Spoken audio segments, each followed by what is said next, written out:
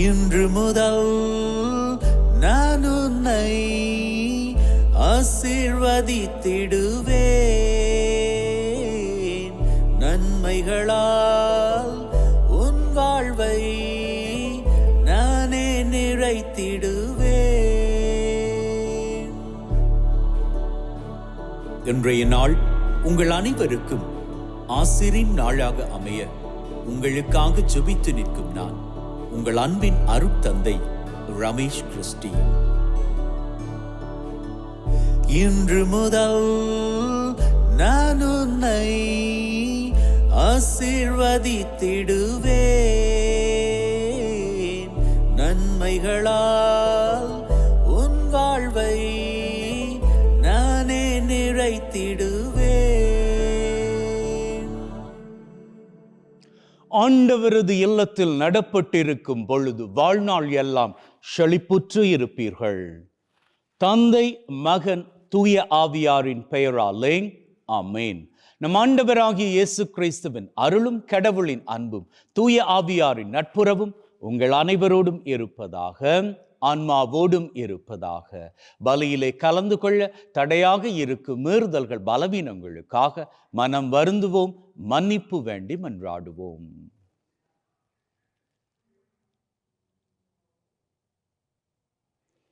ஆண்டவரே இரக்கமாயிரும், ஆண்டவரே இரக்கமாயிரும். கிறிஸ்துவே இரக்கமாயிரும், கிறிஸ்துவே இரக்கமாயிரும். ஆண்டவரே இரக்கமாயிரும், ஆண்டவரே இரக்கமாயிரும். எல்லாம் வல்ல இறைவன் நம் மீது இரக்கம் வைத்து நம்முடைய மீறுதல்கள், பலவீனங்களில் நமக்கு விடுதலை தருவாராக. ஆமென். ஜெபிப்போமாக. அன்பே ஊற்றாகிய தகப்பனே, ஒரு புதிய நாளிலே எங்கள் ஒவ்வொருவரையும் வாழுவதற்கு என்று தட்டி எழுப்பி இருக்கிறீரே, உமக்கு கோடான கோடி நன்றிகளை ஏறெடுக்கின்றோம். அப்பா, இன்றைய நாளிலே குருக்கள், துறவியர்கள், கன்னியர்கள் மற்றும் தங்களது பிறந்த தினத்தை கொண்டாடுவோர், திருமண ஆண்டை கொண்டாடுவோர் அத்தனை பேரினுடைய நன்றிகளையும் ஏற்றுக்கொள்வீராக. மேலும் தகப்பனே, இந்த உலகத்தில் நிரந்தர சமாதானம் நிலைக்க வேண்டும் என்றும், யார் யாரெல்லாம் என்னென்ன தேவைகளோடு இந்த பலியிலே கலந்து கொள்கிறார்களோ அவர்களது தேவைகள் எல்லாம் நிறைவேற்றி தரப்பட வேண்டும் என்றும், எங்கள் ஒவ்வொருவரினுடைய வாழ்நாட்களையும் நீர்தாமே ஆசிர்வதித்து நாங்கள் கொடுக்கின்ற நன்றியை ஏற்றுக்கொள்ள வேண்டும் என்று உம்மோடு தூயாவியாரின் ஒன்றிப்பில் இறைவனாய் என்றென்றும் வாழ்ந்து ஆட்சி செய்கின்ற அவர் வழியாக உம்மை மன்றாடுகின்றோம். ஆமென். திருத்தூதர் பணிகள் நூலிலிருந்து வாசகம். அந்நாள்களில் அந்தியோக்கியாவில் இருந்தும் இக்கோனியாவில் இருந்தும் யூதர்கள் வந்து மக்களை தூண்டிவிட்டு பவுல் மேல் கல்லறிந்தார்கள். அவர் இறந்துவிட்டார் என்று எண்ணி நகருக்கு வெளியே அவரை இழுத்து போட்டார்கள். சீடர்கள் அவரை சூழ்ந்து நின்ற போது அவர் எழுந்து நகரினுள் சென்றார். மறுநாள் அவர் பர்னபாவுடன் தெர்பைக்கு புறப்பட்டு சென்றார். அந்த நகரில் அவர்கள் நற்செய்தி அறிவித்து பலரை சீடராக்கிய பின் லிஸ்திரா, இக்கோனியா, அந்தியோக்கியா ஆகிய நகரங்களுக்கு திரும்பி வந்தார்கள். அங்குள்ள சீடர்களின் உள்ளத்தை அவர்கள் உறுதிப்படுத்தி, நாம் பல வேதனைகள் வழியாகவே இறையாட்சிக்கு உட்பட வேண்டும் என்று கூறி நம்பிக்கையில் நிலைத்திருக்கும்படி அவர்களை ஊக்குவித்தார்கள். அவர்கள் ஒவ்வொரு திருச்சபையிலும் மூப்பர்களை தேர்ந்தெடுத்து நோன்பிருந்து இறைவனிடம் வேண்டி தாங்கள் நம்பிக்கை கொண்டிருந்த ஆண்டவரிடம் அவர்களை ஒப்படைத்தார்கள். பின்பு பிசிதியா வழியாக பம்பீலியா வந்தார்கள். பெருகை நகரில் இறை வார்த்தையை அறிவித்த பின் அத்தாலியா வந்தார்கள். அங்கிருந்து கப்பலோழி அந்தியோக்கியா வந்தார்கள். அங்குதான் அவர்கள் அருள் வழங்கும் கடவுளின் பணிக்கென்று அர்ப்பணிக்கப்பட்டார்கள். இப்போது அப்பணியை செய்து முடித்து விட்டார்கள். அவர்கள் அங்கு வந்ததும் திருச்சபையை கூட்டி கடவுள் தங்கள் வழியாக செய்த அனைத்தையும் அவர் பிற இனத்தவருக்கு நம்பிக்கை கொள்ளும் வாய்ப்பை கொடுத்ததையும் அறிவித்தார்கள். அங்கே அவர்கள் சீடர்களுடன் பல நாள்கள் தங்கினார்கள். இது ஆண்டவர் வழங்கும் அருள்வாக்கு. இறைவனுக்கு நன்றி.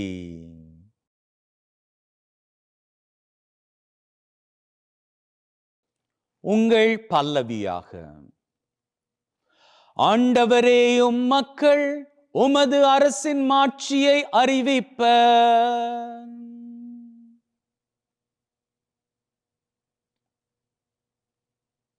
ஆண்டவரே, நீர் உருவாக்கிய யாவும் உமக்கு நன்றி செலுத்தும். உம்முடைய அன்பர்கள் உம்மை போற்றுவார்கள். அவர்கள் உமது அரசின் மாட்சியை அறிவிப்பார்கள். உமது வல்லமையை பற்றி பேசுவார்கள். ஆண்டவரே, உம் மக்கள் உமது அரசின் மாட்சியை அறிவிப்பர். மானிடர்க்கு வல்லமை செயல்களையும் உமது அரசுக்குரிய மாட்சியின் பேரொளியையும் புலப்படுத்துவார்கள். உமது அரசு எல்லா காலங்களிலும் உள்ள அரசு. உமது ஆளுகை தலைமுறை தலைமுறையாக உள்ளது. ஆண்டவரே, உம் மக்கள் உமது அரசின் மாட்சியை அறிவிப்பர். என் வாய் ஆண்டவரின் புகழை அறிவிப்பதாக. உடல் கொண்ட அனைத்தும் அவரது திருப்பெயரை என்றும் எப்பொழுதும் போற்றுவதாக. ஆண்டவரே, உம் மக்கள் உமது அரசின் மாட்சியை அறிவிப்பர்.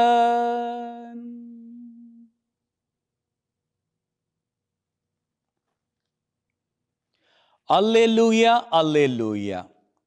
மெஸ்ஸியா பாடுபட்டு இறந்தோரிடம் இருந்து உயிர்த்தெழுந்து மாட்சியை அடைய வேண்டும். அல்லேலூயா.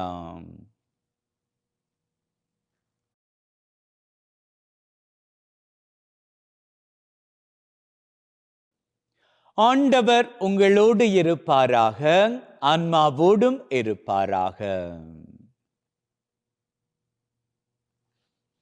யோவான் எழுதிய நற்செய்தியிலிருந்து வாசகம். ஆண்டவரே, மாட்சி உமக்கே.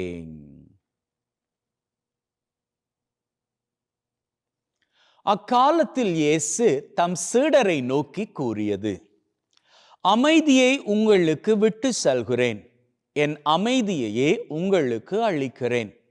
நான் உங்களுக்கு தரும் அமைதி உலகம் தரும் அமைதி போன்றது அல்ல. நீங்கள் உள்ளம் கலங்க வேண்டாம், மருள வேண்டாம்.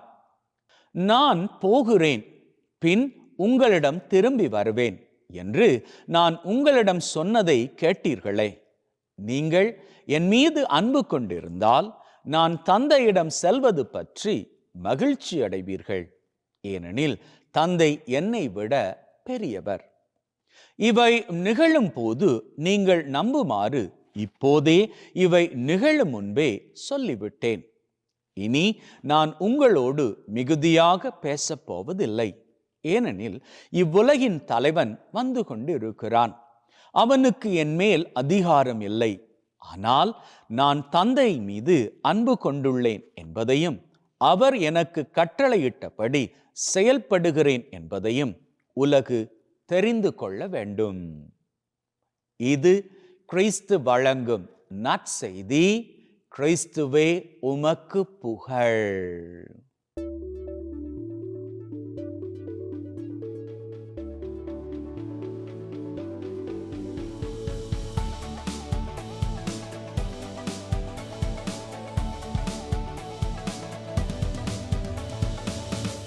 உங்ககிட்ட ஒரு கேள்வி நான் கேட்டுக்க ஆசைப்படுறேன்.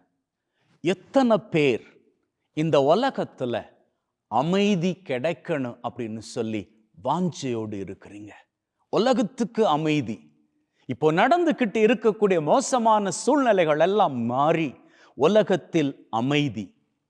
இந்த கேள்வியை நான் கேட்டு எத்தனை பேர் பிரியப்படுறீங்க, உங்க கரங்களை உயர்த்தி காமிங்க அப்படின்னு சொன்னா நிச்சயமாக ஒரு கையல்லங்க 2 கரங்களை உயர்த்தி காண்பிப்பீர்கள். ஏன்னா இன்னைக்கு இந்த உலகம் வேண்டி நிற்பது இந்த அமைதிக்காக. யாருக்கும் போர் விருப்பம் கிடையாது. எல்லாரும் அமைதியைத்தான் விரும்புகிறவர்களாக இருக்கிறோம். இருந்தாலும் நாம போருக்குள்ள மாட்டுப்பட்டுக்கிட்டு இருக்கிறோம், அமைதி இழந்தவர்களாக. சரி, கொஞ்சம் யோசிச்சு பார்ப்போமே, இந்த போருக்கு யார் காரணம்? யார் காரணம் அப்படின்னு கேட்ட உடனே நாம அடிச்சு பிடிச்சு அடுத்தவங்களை காரணம் சாட்டுவோம். அது என்னமோ கரெக்ட் தான். ஆனா கொஞ்சம் ஆழமாக யோசிச்சு பார்ப்போமாக இருந்தால், இந்த உலகத்தில் நடக்கக்கூடிய போருக்கு அடிப்படை காரணம் இந்த உலகத்தில் வாழக்கூடிய நாம் ஒவ்வொருவரும் தான். நான், நீங்கள். எப்படின்னு கேட்குறீங்களா? நமக்குள்ளாக எப்போ நாம அமைதியை இழக்கிறோமோ அப்போ அங்கே போருக்கான அடிப்படையான வித்தை விதைக்கிறோம். அந்த வித்து உள்ளுக்குள்ளே விதைக்கப்படுகின்ற பொழுது அது அடுத்தவரில் வெளிப்படுத்தப்படும். உதாரணமா சொல்றேனே, ஏதோ ஒருத்தர் ஏதோ ஒன்று பண்ணிட்டாரு, உங்களுக்கு கோபம் வரும்படியா பண்ணிட்டாரு. அது வரைக்கும் நீங்க அமைதியா இருந்தீங்க. இப்போ கோபம் வந்ததால அந்த கோபத்தோடு நீங்க ரியாக்ட் பண்றீங்க.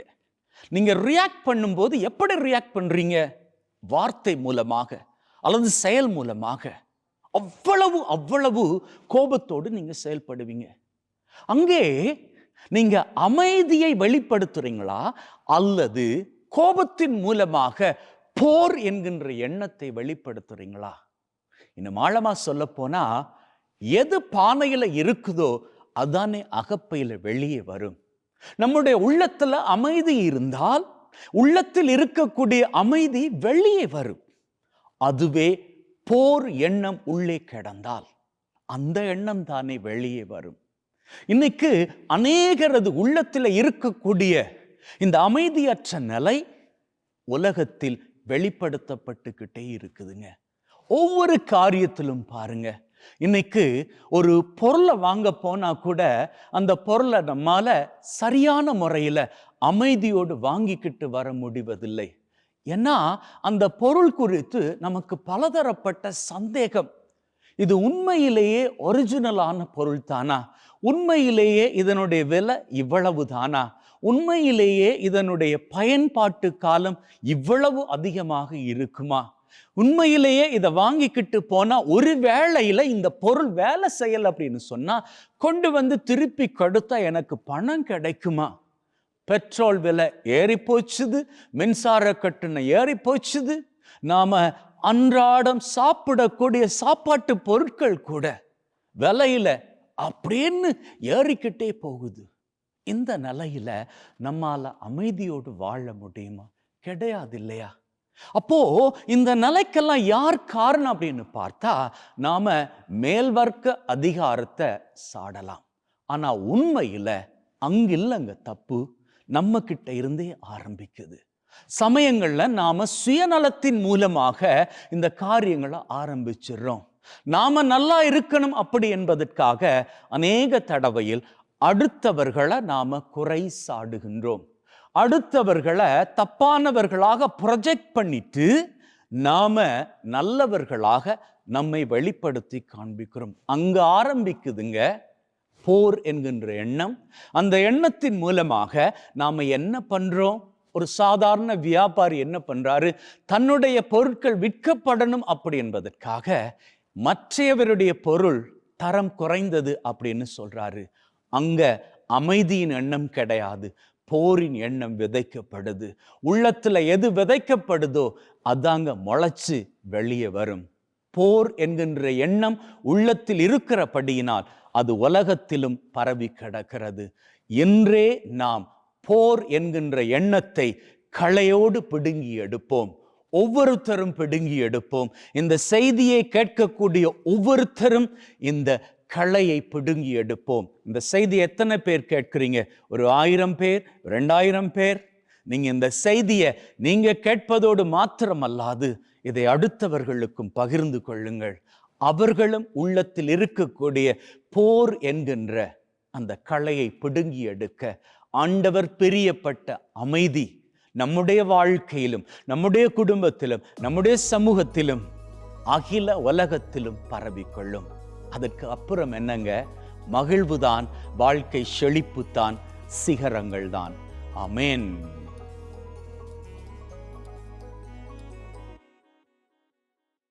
நீர் என்ன சொன்னாலும் தவறாமல் செய்திடுவேன். நீ தந்த வாழ்க்கையாவும் உமக்குத்தான் சொந்தமே. ஆண்டவரே, அனைத்துலகின் நிறைவா உம்மை போற்றுகின்றோம். ஏனெனில் உமது அருட்பெருக்கிலிருந்து இந்த அப்பத்தை பெற்றுக் கொண்டோம். நலத்தின் விளைவும் மனித உழைப்பின் பயனுமாகிய இந்த அப்பத்தை உமக்கு ஒப்புக் கொடுக்கின்றோம். வாழ்வழிக்கும் அப்பமாக மாறும். இறைவன் என்றென்றும் வாழ்த்து பெறுவாராக. ஆண்டவரே, அனைத்துலகின் நிறைவா உம்மை போற்றுகின்றோம். ஏனெனில் உமது அருட்பெருக்கிலிருந்து இந்த ரசத்தை பெற்றுக் கொண்டோம். நிலத்தின் விளைவும் திராட்சை கொடியின் பயனுமாகிய இந்த ரசத்தை உமக்கு ஒப்புக் கொடுக்கின்றோம். வாழ்வழிக்கும் பானமாக மாறும். இறைவன் என்றென்றும் வாழ்த்து பெறுவாராக.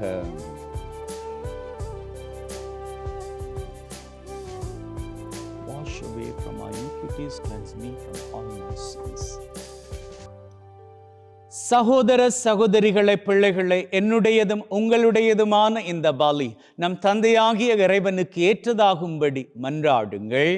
ஆண்டவர் தன்னுடைய திருப்பெயரின் புகழ்ச்சிக்காகவும் மாட்சிக்காகவும் திரு அவையின் நன்மைக்காகவும் கையிலிருந்து இந்த பலியை ஏற்றுக்கொள்வாராக. மீட்பு கூற்றாகிய தகப்பனை இறைவா, ஒப்பு கொடுக்கின்ற பலி வழியாக எங்கள் வாழ்வின் மீது நிறைய ஆசிரை பொழிந்தருள்வீராக. எங்கள் ஆண்டவராகிய கிறிஸ்து வழியாக உம்மை மன்றாடுகின்றோம். ஆமென். ஆண்டவர் உங்களோடு இருப்பாராக, ஆன்மாவோடும் இருப்பாராக. இதயங்களை மேலே எழுப்புங்கள், ஆண்டவரை நோக்கி எழுப்பியுள்ளோம். நம் இறைவனாகிய ஆண்டவருக்கு நன்றி கூறுவோம். அதுவே தகுதியும் நீதியுமானது. தூயவரான தந்தையே, என்றும் வாழும் எல்லாம் வல்ல இறைவா, எந்நாளும் எவ்விடத்திலும் நாங்கள் உமக்கு நன்றி பலி செலுத்துவது மெய்யாகவே தகுதியும் நீதியுமாகும். எங்கள் கடமையும் மீட்புக்குரிய செயலுமாகும். உம்முடைய வார்த்தையானவர் வழியாக அனைத்தையும் படைத்தீர்.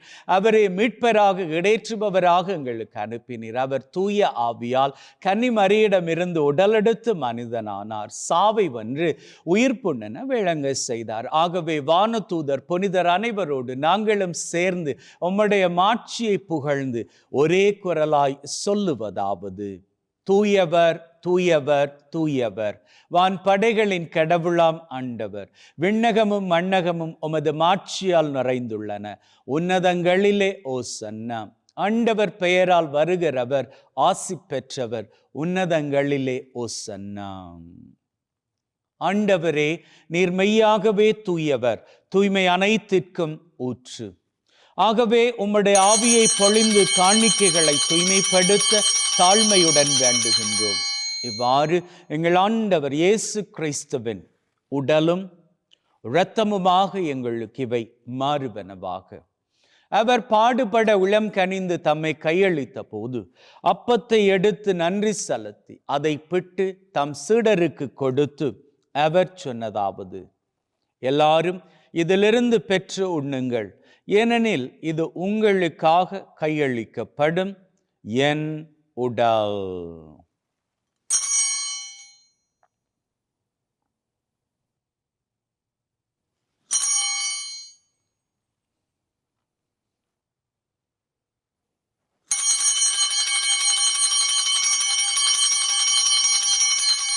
அவ்வண்ணமே உணவருந்திய பின் கிண்ணத்தை எடுத்து நன்றி செலுத்தி தம் சீடருக்கு கொடுத்து அவர் சொன்னதாவது: எல்லாரும் இதிலிருந்து பெற்று பருகுங்கள், ஏனெனில் இது புதிய நித்திய உடன்படிக்கைக்கான என் இரத்தம், பாவ மன்னிப்புக்கென்று உங்களுக்காகவும் எல்லாருக்காகவும் சிந்தப்படும். இதை என் நினைவாக செய்யுங்கள்.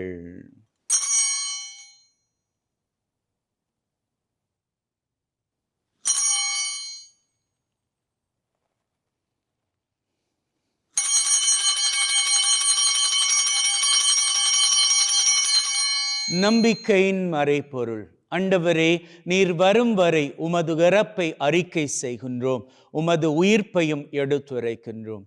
ஆகவே ஆண்டவரே, நாங்கள் கிறிஸ்துவின் இறப்பை உயிர்ப்பை நினைவு கூர்ந்து வாழ்வு தரும் அப்பத்தை மீட்பளிக்கும் கிண்ணத்தை உமக்கு ஒப்பு கொடுக்கின்றோம்.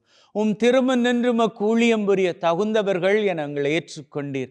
எனவே உமக்கு நன்றி செலுத்துகின்றோம். மேலும் கிறிஸ்துவின் உடலிலும் இரத்தத்திலும் பங்கு கொள்ளும் எங்களை தூய ஆவி ஒன்று சேர்க்க வேண்டுமென தாழ்மையுடன் வேண்டுகின்றோம்.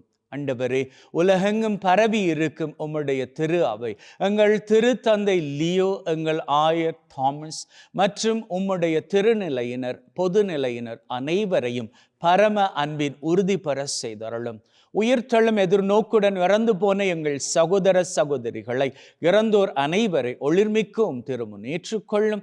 எங்கள் அனைவர் மீதும் இரக்கமாயிரும். கடவுளின் கன்னி தாயான மாட்சிமிக்க மரியா, அவருடைய கணவரான புனித யோசேப், இவ்வுலகில் உமக்கு உகந்தவர்களாயிருந்த புனிதராகிய அனைவருடன் நிலை வாழ்வில் தோழமை கொண்டு திருமகன் கிறிஸ்து வழியாக உம்மை புகழ்ந்தேற்றும் வரமருள உம்மை மன்றாடுகின்றோம். உள்ளங்களே, தெய்வீக பிரசன்னம் இங்கே. நம்முடைய உள்ளத்து விருப்பங்களை, தேவைகளை ஆழமான நம்பிக்கையோடு இப்பொழுது வேண்டி நிற்போம். அந்த வகையில் முதலில் இன்றைய நாளுக்கான தேவை.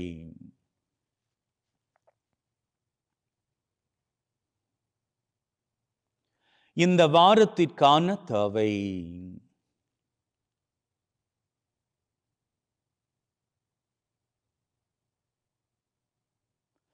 இந்த மாதத்திற்கான தேவை.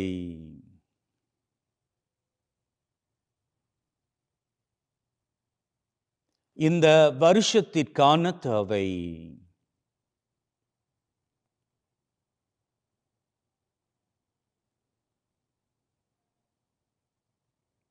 உள்ளத்தின் ஆழத்தில் இருக்கக்கூடிய 3 விசேட தேவைகள்.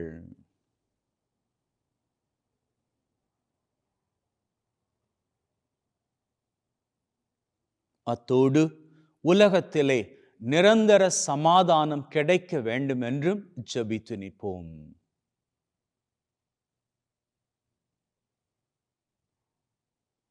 நாம் கேட்டுக்கொண்ட இந்த 8 தேவைகளையும் தெய்வம் கேட்ட மாத்திரத்திலேயே நிறைவேற்றி கொடுத்து விட்டார் என்கின்ற உள்ளத்து வைராக்கியத்துடன் வாருங்கள் அவர் புகழை வணக்கமாக ஏறெடுப்போம்.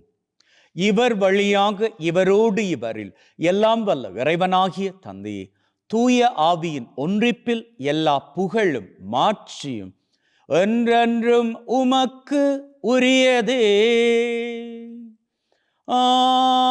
ஆமீன், ஆமீன், ஆமீன்.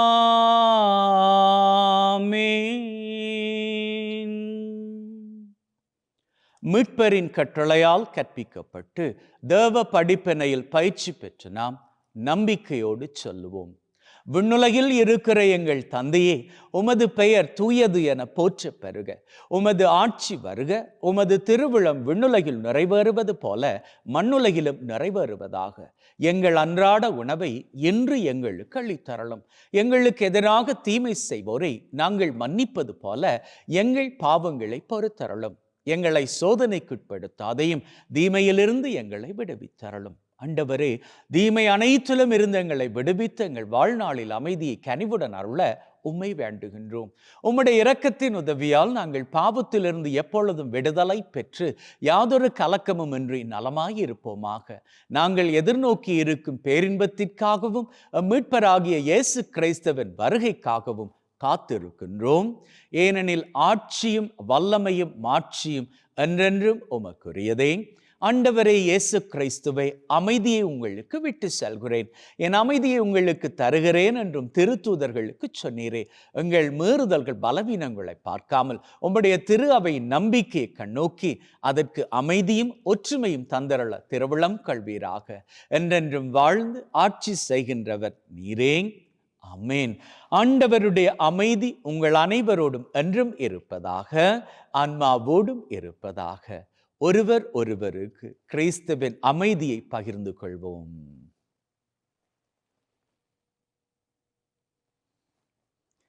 உலகின் பாவங்களை போக்கும் இறைவனின் செம்மறியே, எங்கள் மேல் இரக்கமாயிரும். உலகின் பாவங்களை போக்கும் இறைவனின் செம்மறியே, எங்கள் மேல் இரக்கமாயிரும். உலகின் பாவங்களை போக்கும் இறைவனின் செம்மறியே, எங்களுக்கு அமைதியை அளித்தருளும். இதோ நம் ஆண்டவராகிய இயேசு கிறிஸ்து நாம் ஒவ்வொருவரையும் மகிழ்வோடு வாழ அழைத்து நிற்கும் தெய்வம். அழைக்கப் பெற்ற நாங்கள் பேறு பெற்றோர். ஆண்டவரே, தேவரீர் என் உள்ளத்தில் எழுந்தருள நான் தகுதியற்றவன். ஆனால் ஒரு வார்த்தை மட்டும் சொல்லி அருளும், என் ஆன்மா நலமடையும்.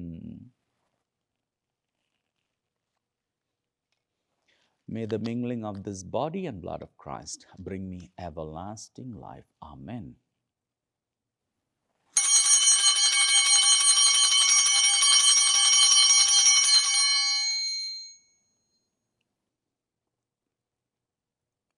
இயேசுவே, உம்மை என் இருதயத்தில் பெற்றதற்காக நன்றி.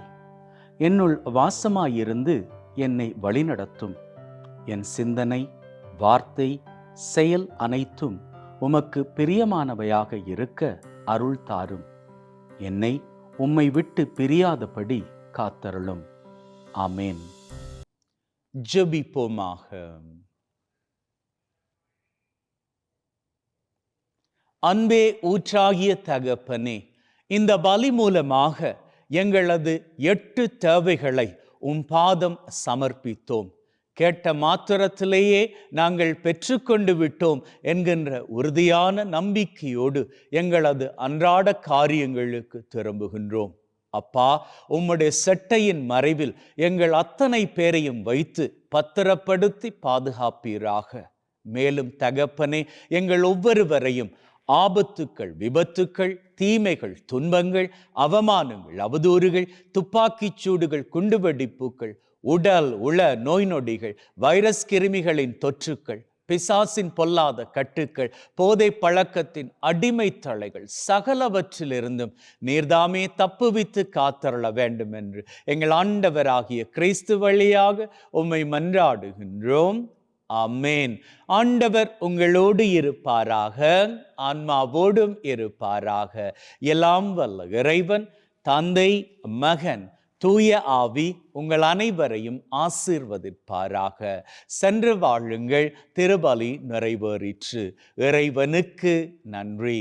அன்பின் உள்ளங்களே, ஆண்டவர் பிரியப்படுவதன் படி என்றும் எப்பொழுதும் மகிழ்ந்திருங்கள்.